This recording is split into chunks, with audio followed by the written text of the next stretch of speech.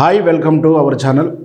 ఇప్పుడు యావత్ భారతదేశం మొత్తం, యావత్ హిందూ సమాజానికి మొత్తం అయోధ్య రామ మందిరం నుంచి అయోధ్యలో పూజ చేసేటువంటి రాముని అక్షింతలు వచ్చినాయి. ప్రతి ఇంటింటికి ఇవ్వడం కూడా జరిగింది. ఒక మహత్తర కార్యక్రమంగా ఆ ఊరికి, ఆ గ్రామ పొలిమేరులకు నుంచే రంగరంగ వైభవంగా, పవిత్రంగా, ఊరేంపుగా తీసుకొచ్చి దేవాలయాలలో పూజలు చేసి వృద్ధి చేసుకొని, ఆ తర్వాత ఆ భక్తులు రామనామ జపంతో ఇంటింటికి వెళ్ళి ప్రతి ఇంటి, ప్రతి గడపకు ఆ అక్షంతలని ఇవ్వడం జరిగింది.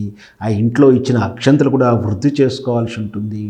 అండ్ వృద్ధి చేసుకోవడం అంటే ఏమిటి అంటే, సాధారణంగా ఈ దేశానికి లేదా ఇంతమందికి పంపించేటువంటి ఆ అక్షంతలు ప్రిపరేషన్ చాలా ఇబ్బందికరమైన పరిస్థితులు ఉంటాయి. కాబట్టి రామమందిరం దగ్గర, రామాలయంలో అక్కడ పూజ చేసినటువంటి అక్షంతలు కొంచెం పిడికెడిగా ఒక ఊరికి వచ్చినాయి. అయితే ఆ వచ్చినటువంటి ఆ పిడికెడు ఆ అక్షంతలని మనం సహజసిద్ధంగా తయారు చేసుకుని అక్షంతలు తయారు చేసుకొని అందులో మిక్స్ చేసుకొని, అంటే ఆకాస్త ఉన్నటువంటి అక్షంతలని ఒక ఊరికి లేదా నగరానికి సరిపోయేంతగా అక్షంతల్లో కలిపి చేయడాన్ని అక్షంతలు వృద్ధి చేయడం అని వ్యవహరిస్తున్నారు.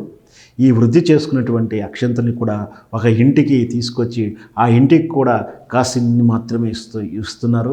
పవిత్రమైనది ఎంతైనా చాలు, మనకు తెలుసు కదా, గంగి గోగు పాలు గరిటెడైనా చాలు అంటూ ఆ మాత్రం వచ్చినటువంటి అక్షంతలని మనం కూడా మన ఇంట్లో కూడా పవిత్రంగా పూజ చేసుకొని మనం మళ్ళీ మన ఇంట్లో అక్షంతలు అందులో కలుపుకొని అక్షంతలు వృద్ధి చేసుకొని తమ వద్ద ఉంచుకోవాలి.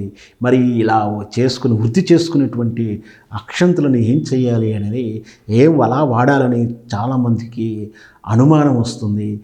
ఏం చేయాలి అంటే, ఆ అక్షంతలను ఆ రోజు రామమందిర పూజ ఇనాగ్రేషను కార్యక్రమాలు ప్రారంభమైనప్పుడు మనం కూడా మన ఇంట్లో ఉన్నటువంటి దేవుని గుడిలో అక్షంతలు, రాముని అక్షంతలు ఉంచేసి మనం కూడా పూజ చేసుకొని ఇష్టదైవానికి సంకల్పం చేసుకొని, ఇష్టదైవం అదే రాముడైతే ఇంకా మంచిది, రామునికి సంకల్పం చేసుకొని పూజా కార్యక్రమాలు చేసుకొని రామమందిర ముహూర్తం అది అభిజిత్ ముహూర్తం అని చెప్పుకున్నాం కదా.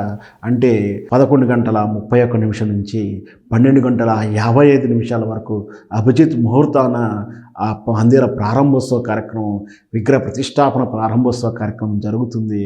అది అయిపోయిన తర్వాత మనం కూడా దేవునికి నైవేద్యంగాను సమర్పించుకొని పూజా కార్యక్రమాలు ముగించుకున్న తర్వాత ఆ అక్షంతలని మన పెద్దవాళ్ళ ఇంట్లో ఉన్నప్పుడు వాళ్ళ చేత ఆశీర్వదింపజేసుకోవడం, మన ఇంట్లో చిన్నవాళ్ళకి అక్షంతలు వేసి ఆశీర్వదించుకోవడం, లేదా మనం కాస్త ఉంచుకొని మన ధాన్యాగారం లేదా ధనాగారం, అంటే బీరువాలను, లేదు రైతు అయితే ధాన్యాగారం ఉంటుంది కదా, అందులో వేసుకొని నమస్కరించుకోవడము, ఇంట్లోనే బీరువాలో దాచుకోవడము, లేదా ఇంకొస్త దాచుకున్నప్పుడు రేపటికి ఏ రోజైనా శుభకార్యం వచ్చినప్పుడు, అంటే పిల్లల పుట్టినరోజు లాంటి శుభ సందర్భాలు, శుభదినాలు వచ్చినప్పుడు కూడా వాటిని వేసి ఆశీర్వదించుకోవడం, లేదా మన ఇంటికి మనకన్నా వయసులో పెద్దవాళ్ళు వచ్చినప్పుడు వాళ్ళ చేత అవి ఇచ్చి ఆశీర్వాదం తీసుకోవడం, ఈ విధంగా మనకు వచ్చినటువంటి అక్షంతలని పవిత్రం చేయాల్సిందిగా మనవి.